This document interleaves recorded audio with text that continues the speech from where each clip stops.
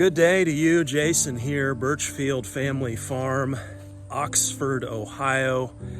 We run grass-fed Red Devon cattle, St Croix sheep and chickens in a rotational grazing system.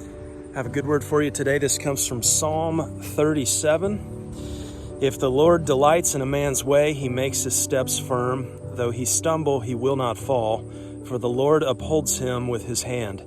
I was young, and now I am old, yet I have never seen the righteous forsaken or their children begging bread. They are always generous and lend freely. Their children will be blessed. Turn from evil and do good, then you will dwell in the land forever. For the Lord loves the just and will not forsake his faithful ones. We have a beautiful, beautiful fall day here on the farm. This weather been in this pattern here for a number of days now. It is the stuff dreams are made of here. Though we are dry, we're technically back in I guess a D0 to D1 drought kind of thing. Third time that we've entered drought here in this grazing season. Very challenging times in that regard. However, we have had a very good grazing season here this year. We've made a few changes here recently, though, with the dry weather just moving more towards into and through fall here, and we know that the daylight is fading on us, and grass is just not growing anywhere near like it does in the spring. So those changes have included, those of you that have followed for a while know we have a swale in the back field, runs through the middle of the back hay field.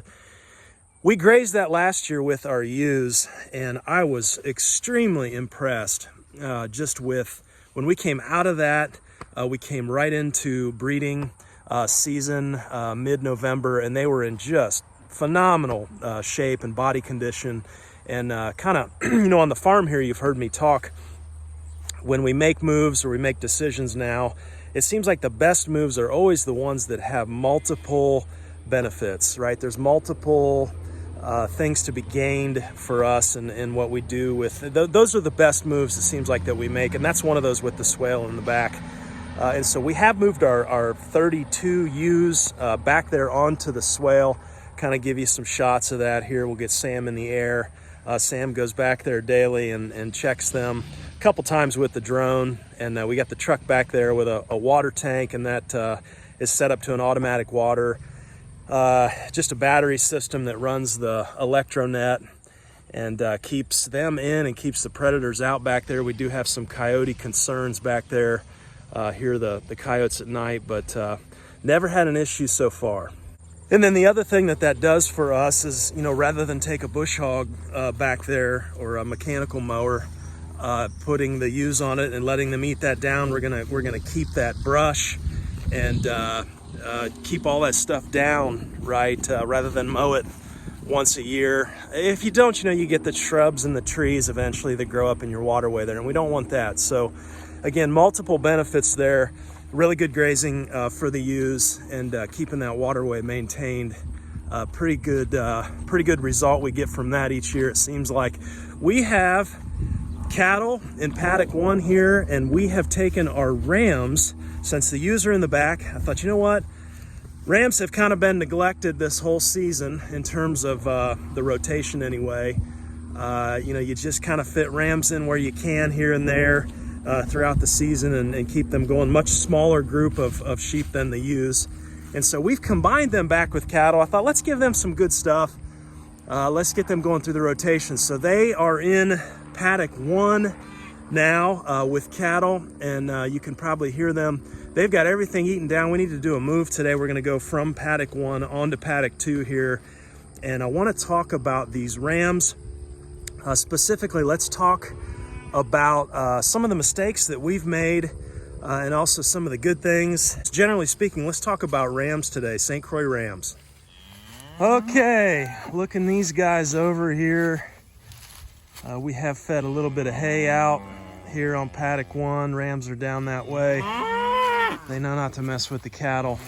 Yeah, these guys are ready for a move here. One other note on the ewes back there on the swale. We get quite a few questions here on the channel about how our 5-acre paddock system here how that looks bigger than 5 acres, you know, and it looks like we're on more than 5 acres. And I every time I hear these comments, I think, man, I need to be more upfront about communicating what it is that we do, right? And we have 60 acres, just under 60 acres here on the farm. We rent a lot of that ground out, okay? We have pulled our 5 acre paddocks, quarter acre paddocks here mostly.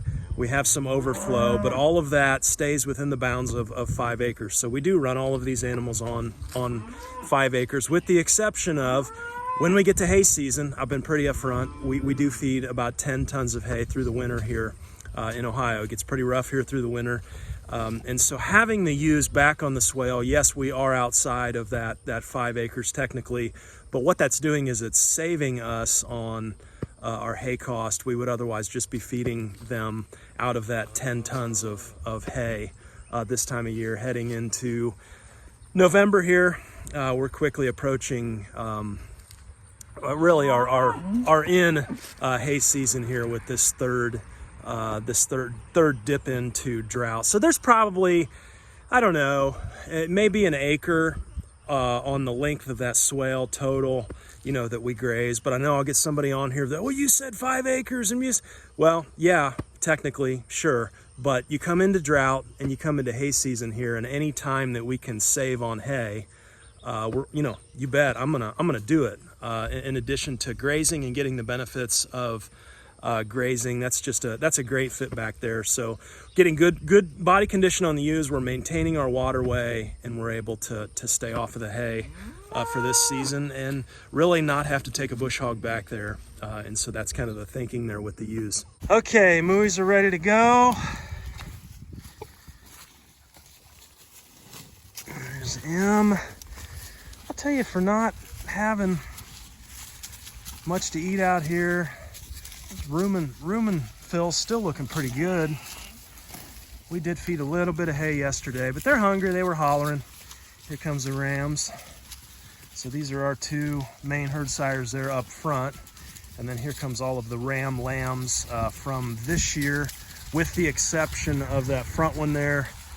We bought him as a 3rd bloodline. You'll see him today. When you see him, he looks a little bit scruffy, especially on the kind of the backside there. That is because he's been in the burdock, the burrs. He's got burrs all over the back of him. That's kind of what you see with him there. And so, yeah, looking good here. This is, I believe, 37 days, I think is what I counted. 37 days of rest here. And, you know, not a ton here. We do have something. But it kind of, like, as we go down the hill there, it gets more shrubby into some woodier stuff, and we don't go down the hill far until you hit the wire. But yeah, true quarter acre here, and for this time of the year, 3rd drought and 38 days, not bad. I'm thankful to have this. Looking over here at paddock 1. Yeah, that's a putting green. We took that way down. I left them there. I hayed them. You can see the electronet. I'll move this electronet over to the front side because we may put a little bit of hay down here once they get this eaten down. Again, the thinking on that, I know I'll get some some flack here for overgrazing, and we did. It is overgrazed. However, running hundreds of pounds of hay through these animals once they've got it grazed down, that's additional fertilizer we're going to run through them and put down. And again, we're only putting out what they will eat, and so they're cleaning everything up, putting it out the back end, and we get some additional fertilizer to put down that will absolutely be broken down by next spring when we start this again here. So that's kind of the thinking. Rather than bunch them up and hay them in one area right now, you know, let's keep them moving.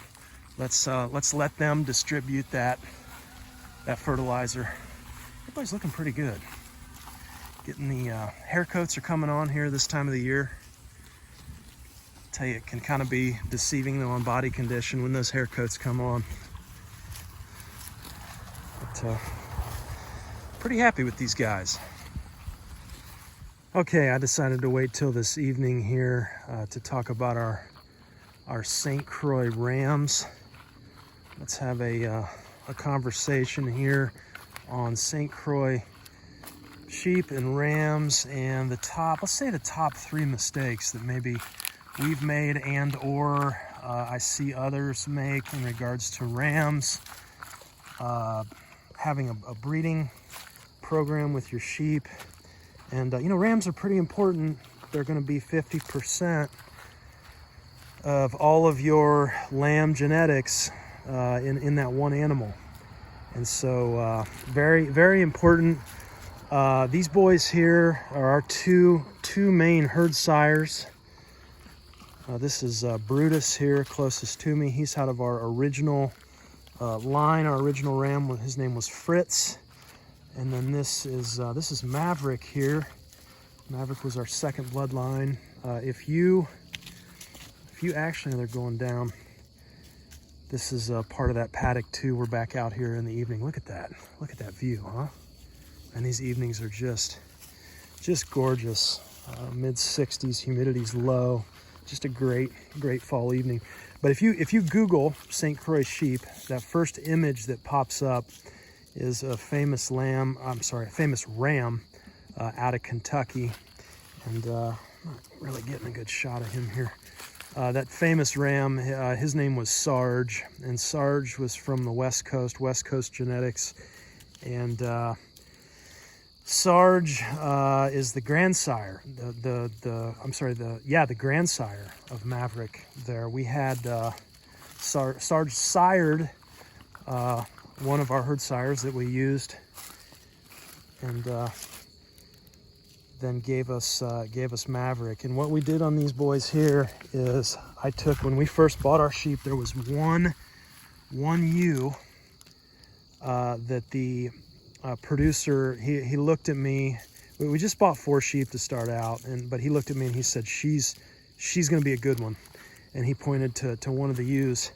And he was exactly right. She has been phenomenal.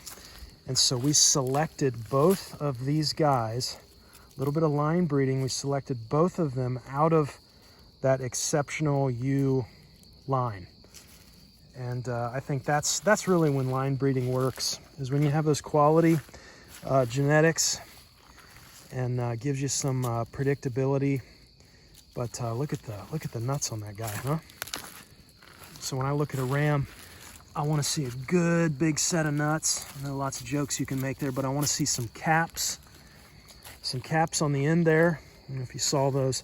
I also, when I'm around these guys, I'm going to carry this here. And if I see any kind of coming at me, right there is all it takes. See? One squirt and he's gone. And that's how you maintain authority and control over these rams. And this gets me into the first mistake I see people make with rams, and that is petting their heads, treating them like a pet. Okay, I call it Mickey Mouse agriculture. Okay, and it's just the perpetuation of it's just generally it's a lot of times it's weak stock. Maybe taking a bottle lamb, and keeping them around and perpetuating those genetics. It can be, having a soft heart and, I'm going to save, every animal. When in the wild, those animals would be the ones that get picked off, and nature takes care of those types. And I'm not saying compassion is wrong, but when you're having breeding, that's actually, he's attempting to mount there, and Maverick is not having it. So this usually eventually leads into some headbutting. And so, so trying to breed that out of rams, right? Trying to select for docility. I want some spunk. I want some testosterone in these rams. So I'm most certainly not selecting for docility. This isn't a petting zoo. We're not perpetuating weak genetics here. These guys, they stay out all winter. There was one winter we hit negative 33 with the wind chill. They were out. So getting away from this notion of docility, Mickey Mouse, kind of petting zoo, You know, I'm gonna make these guys my best friend. When you pet heads on a ram, you come down to their equal. They start to view you as a friend and an equal. And then when you get in there, especially when they're in with ewes, you're a competitor. They're gonna view you as a competitor, and they're absolutely gonna headbutt you. You know, the headbutting is what rams do. Okay, that's how they were made. They butt heads, and you have to let them work that out. They've got a pecking order, just like all the other animals, and it is what it is. You know, that's I want nice, hardy stock here. I think this is Maverick here. You can see nice set of nuts, nice caps. One of our metrics that we measured this year on our other lambs was scrotal circumference. And this kind of gets us into, you know, with cattle, you have something called EPDs, expected progeny differences. And there's all kinds of, you know, tracking and monitoring and data, you know, that we try and pass along on our animals and whatnot. But I tell you, you hear Greg Judy occasionally talk about a guy named Gerald Fry. And Gerald Fry really kind of redefined the landscape in terms of industrial cattle versus grass-fed. And he was just basically making the point that EPDs, expected progeny differences, really don't do grass-fed cattle justice. And he even had the quote, "The exploiter has been allowed to be the economic counselor of the cow-calf operator." So Gerald Fry wrote that, and you know, I really think that's just speaking to the fact that grass-fed it's a different phenotype than grain. It's speaking to the fact that there's, you know, mass-produced beef has really it's a lower quality, but that's really what has populated the cattle industry up until now. And we just now are starting to scratch the surface, you know, with regenerative, with grass-fed, and really kind of getting into something else. So Gerald Fry was way ahead of his time, and he touted a method called linear measurement over EPDs. And he said linear measurement was a much better indicator of performance on grass alone. And I have read some of what he has to say. I think it makes a lot of sense. But one of the things on there is with your male animals, with your bulls especially, getting a scrotal circumference measurement. And basically the thinking there is, you know, bigger the factory, the more workers. And so when you're running a breeding operation, that's pretty important to have a good fertile ram. And so scrotal circumference is a metric that we have used. In addition to that, I guess it kind of gets me into point number two. That's having to do with metrics. And, you know, metrics can be good, keeping track of some data on your sheep. I'm a fan of that, but I think you can also go way overboard. And you know what I mean by that is we do weights. I like to get birth weights. I like to get weights at about, you know, you can do a wean weight. I like to wait until about 120 days old and get another weight, and then subtract the two and divide it by the number of days and get an average daily gain. And I find on rams, if we have an average daily gain that's up above 0.3 pounds per day, that usually indicates, you know, we're going to have a pretty good ram. Now this is all grass-fed. There's a different phenotype for grass-fed versus grain-fed. Grain-fed, you're going to have a bigger frame, just a bigger animal. We're not into that. Not giving grain to ruminants that can thrive on an all grass-fed minimal input system. Not a fit here. And so, you know, in regards to metrics, that scrotal circumference, average daily gains, I like looking at that. And then, you know, you can use fecal egg counts as well. Sometimes you hear them called fecals or FEC. And that can be a tool that you can use. Some of the new research is saying that the lower the fecal egg count, the higher the resistance to disease and just the better general health of your sheep. And I don't doubt that. I think there's There's some difficulty there, though, in using fecal egg counts.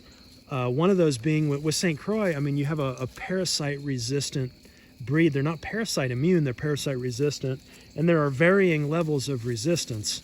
And so, you know, you test a St. Croix after about a year old, and it's really, most of the time, it's kind of pointless because you're not really going to get, most of the time, you're not going to get much of a reading. And so, having a parasite-resistant breed and then focusing in on fecal egg counts, and I think it can be a little bit redundant there, especially if you start out buying from a high-quality grass-fed producer whose animals are thriving on all grass to begin with. Probably have some pretty low counts there to start. Now, they say 20% of your animals carry 80% of your worm load, and so that's something to think about. But I tell you, I think the eggs per gram measurement is around 1150, I think, is what they recommend on a lamb. And so, you know, if you want to test, 120 to 150 days old, certainly after weaning, as that animal's coming into its own. But I think putting all of your eggs in that basket and basing your entire decision off of one number, off of fecal egg counts, I think that's a mistake. And I'll throw up some numbers here from, this was a producer down south. We were looking at buying a ram from him, and very, very high quality stock. And you can see these numbers here, but look at tag number 93. I mean, that really initially stands out to me, right? You've got the highest wean weight there on tag 93, but then look at the fecals. It's the highest fecal egg count as well. So, to me, when I see high weight like that and high fecals, I kind of have some more questions. And I guess that's part of my point on metrics here, is a lot of times metrics can really, you really just kind of open up more questions than answers. I think when we have more data, right, you open up Pandora's box. Like, well, was this animal R93? Was it a single? Was it a twin? Was it a triplet? That's gonna impact weights. Okay, singles typically will weigh more, but then beyond that, had something happened that had lowered the immunity of this particular animal at the particular time it was tested. There's a number of factors here, and so it brings me to my point with metrics. Have some metrics that you're taking that you can use that help you kind of round out your decision.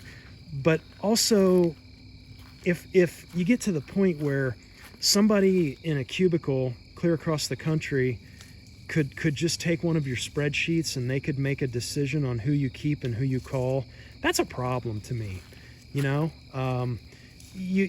other words, there's no substitute for actually putting eyes on the animal. And like in this case of this R93 here, maybe I go down and actually lay eyes on this animal, and you realize, like, oh my goodness, I mean, this animal's incredible. You talk to the producer, the animal's never scoured, okay?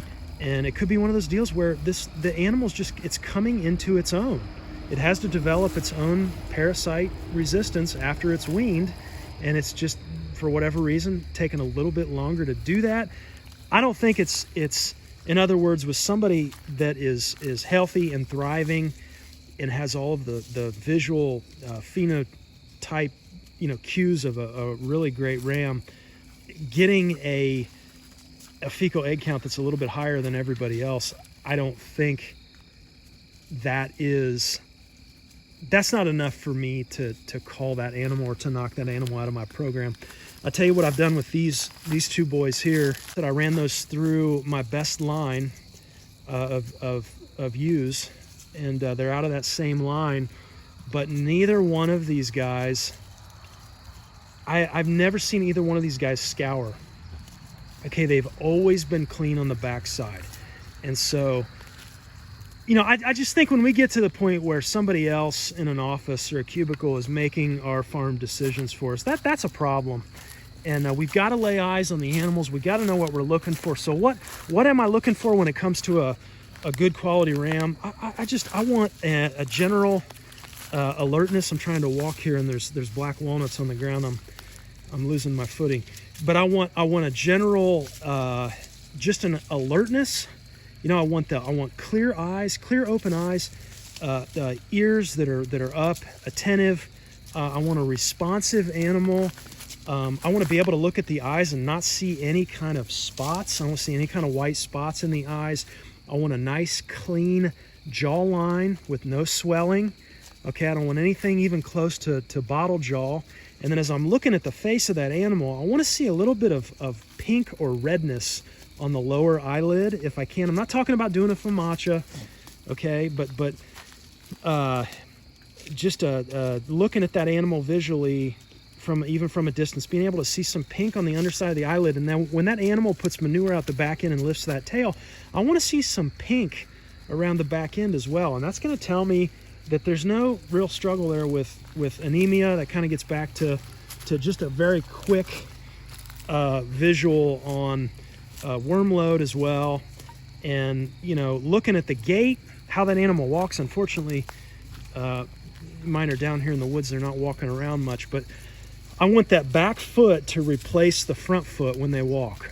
So I want a nice gait as they walk around. I want an animal that sheds, that slicks off in the summer, and just that I want an animal that is just plump, right? It's filled out, and I want to do this on all grass, and we're doing this with no chemical dewormer. Okay, no chemicals. These animals have to be able to thrive on their own, or it's not a fit. We're not throwing grain at them. Anybody can throw grain at animals. This has to be done in our situation on all grass. Those are the parameters there. And good feet. Obviously, nobody limping. I don't want to see any limping. And I see, in terms of a herd sire, I see anybody scouring on the back end, or just a messiness, or manure on the hocks, is a classic sign of scouring. I see any of that, and it's just not, to me, that's just not a herd sire. That's not a good candidate for us here. And so, again, that animal could have gotten into something. It may not necessarily be genetic, but that's just kind of the way I go about it. So in regards to metrics, have some metrics, but don't rely on those solely to make your decisions. Be able to put eyes on the animal, and that's just what a good shepherd is able to do. 200-300 years ago, nobody had any of the stuff we got now. Are we better off? I don't know. I think in some ways we're worse off, because it complicates the issue. More information doesn't always help us make the right decision. Sometimes it makes things more complicated. And then that last item there I wanted to talk about is just general neglect. I think there's a tendency with rams, because they're not producing ewes, and because it only takes one ram really to service the ewes. There's this tendency to kind of, just, especially when you've got rams separated during the summertime, to kind of stick them in a corner somewhere and just kind of wish them well. And we've trended towards that at times. We do move them around, but keeping them here in the rotation with cattle, now that sheep are on that back swale, I think is good, giving them some good access to not only the forage here, but the mineral as well. That can kind of get neglected pretty easily. And so I think there's just a general tendency to neglect rams overall, and that's not good, and it's not a fit. And you need to have a plan for rams going into the grazing season. Where are you going to put them? When are you going to separate? What does that look like? And give them every chance and every shot that you can to really thrive. So back to that conversation on metrics. I don't necessarily think it's a bad thing to err more on the side of metrics and have that data available. My problem is when you start making decisions without necessarily putting eyes on the animal and taking everything into account. And my other problem with a lot of these national programs that are out there, that you send your data in, you pay them, and then they spit back a, an EBV, estimating breeding value number or whatever. My problem is there's not the distinction made between grass-fed and grain-fed, and then there's a whole different phenotype there with grass-fed versus grain-fed. Your grass-fed are going to be a smaller type of animal. That's very well known. And so to just throw everybody in the mix, which really leads me, to some of my goals. And I think, I would love to be a part at some point of a registry even, or just a group that is, has some grass-fed standards to it.